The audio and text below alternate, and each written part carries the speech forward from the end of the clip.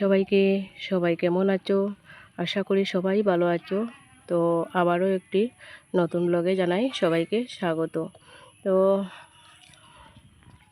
আজকে রবিবার দিনটি আমার ছুটির দিন।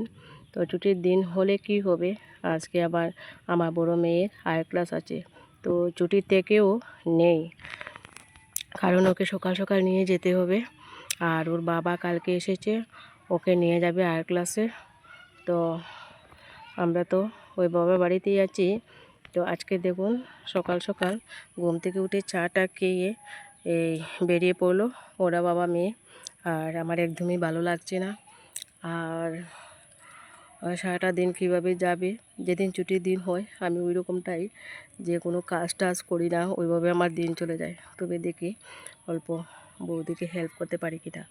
ওদিকে দেখুন সুপারি গাছ কি সুন্দর হয়েছে, কি সুন্দর লাগছে। এটি আমার বাবার বাড়ির সুপারি গাছের বাগান। ওইদিকে কলা গাছ আছে। আর দেখুন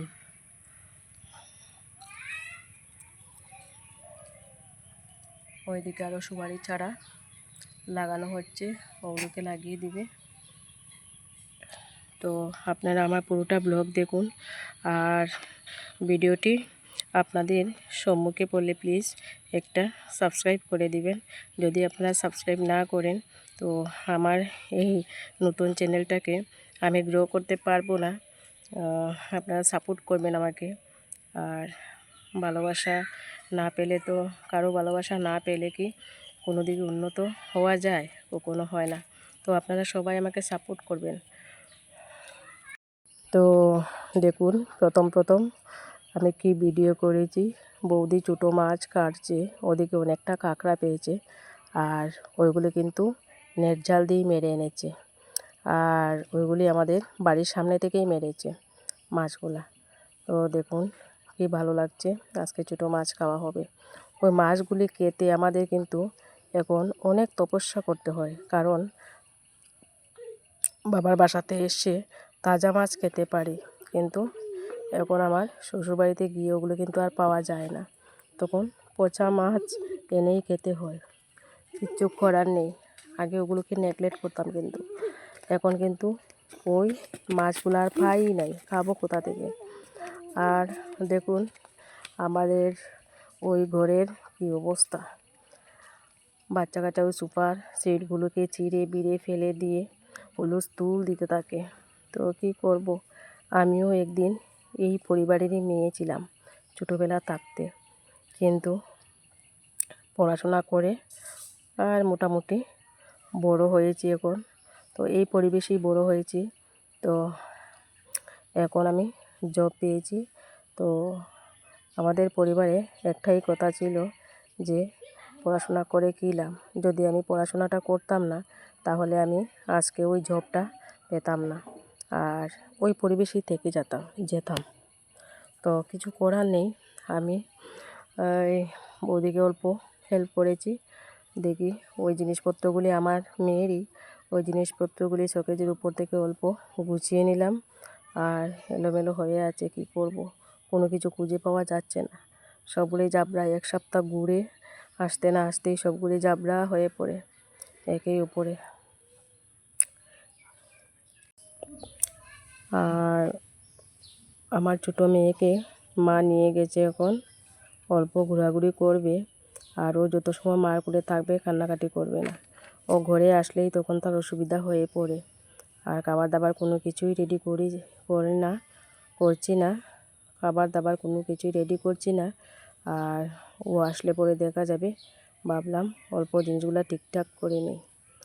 আর ঠিকঠাক না করলে তো আর পারবো না, কালকে থেকেই তো ডিউটি শুরু হবে আবার, সোম থেকে শনিবার পর্যন্ত। আর এই সপ্তাহ আর তো কোনো কিছুই করতে পারবো না। কারণটা হলো যে 7:30টার থেকেই আমার ডিউটি শুরু হয়ে যায়।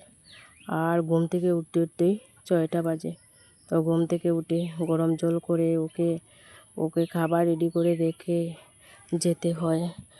কারণ কি জানেন, কারণটা হলো ওকে রেখে আমার মা কোনো কিছুতেই খাবার বানাতে পারে না।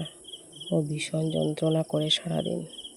তো অনেকটাই কষ্ট করে ওকে মা স্কুলে রাখে, সারাটা দিন দেখাশোনা করে স্নান টান করিয়ে জাস্ট খাইয়ে দেয়। এতটাই কষ্ট করে আমার মা ওকে নিয়ে।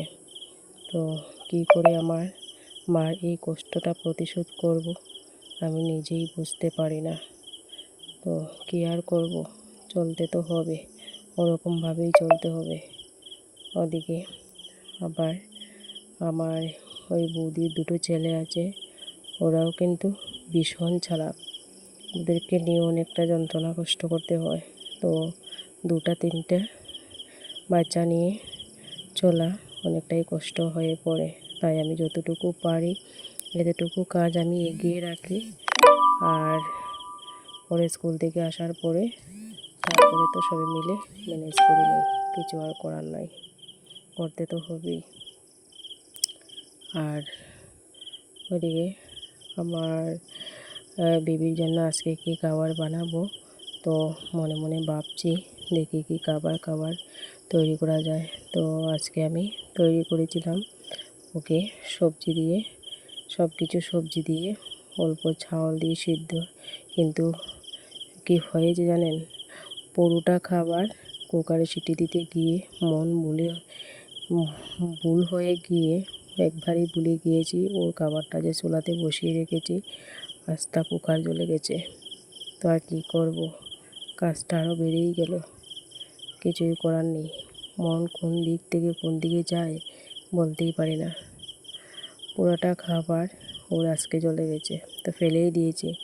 ফেলে দিয়ে আবার একটা আপেল সিদ্ধ করে রেখেছি। তারপরে ওই আপেলটাকে আজকে ওকে খাইয়ে দিলাম। তো ওর খাবার ভাগ্যে আজকে নাই, সব কিছুই পড়ে গেল। তাই বেশি আশা করাও ভালো না। আর ওর বাবা ওর জন্য দুধ এনেছে আর নেস্টাম কিনে এনেছে।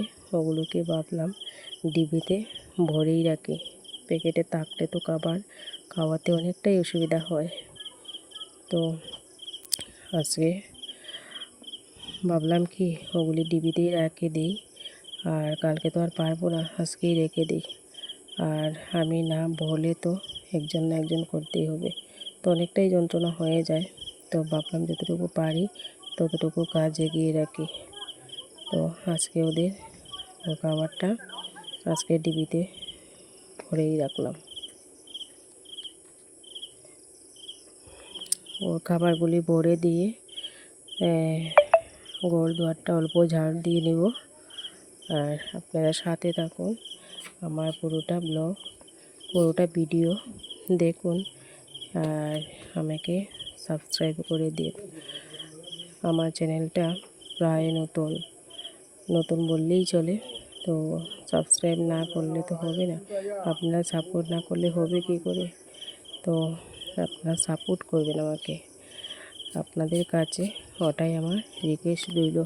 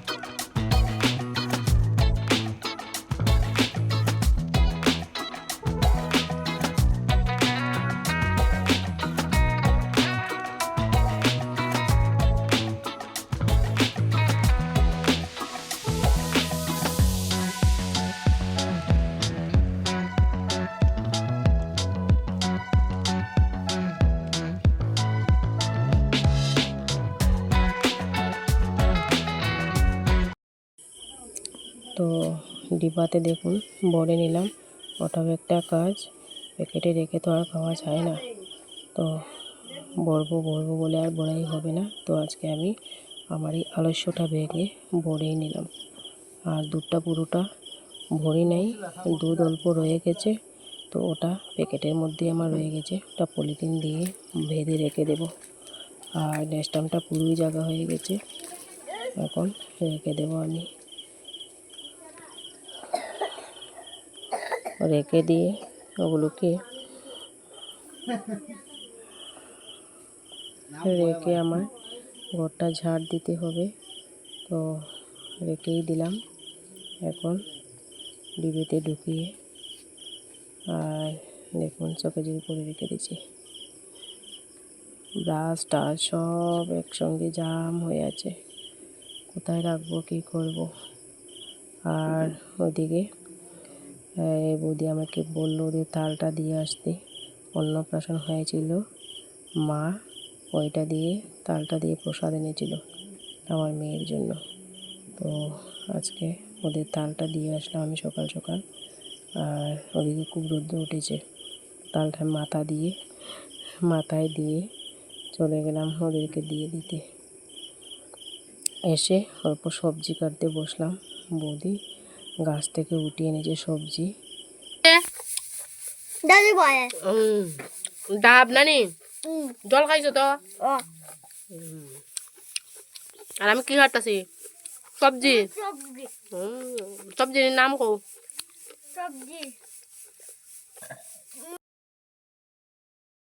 কেল গাছ থেকে ডাব পেড়েছে 3টি, তো আমরা একটা খেয়ে নিলাম ডাব, ভিতরে নারকেল হয়ে গেছে।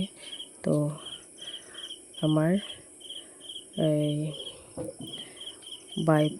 বাইপুর সঙ্গে কথা বলতে বলতে তো নারকেলটা খেয়ে নিলাম।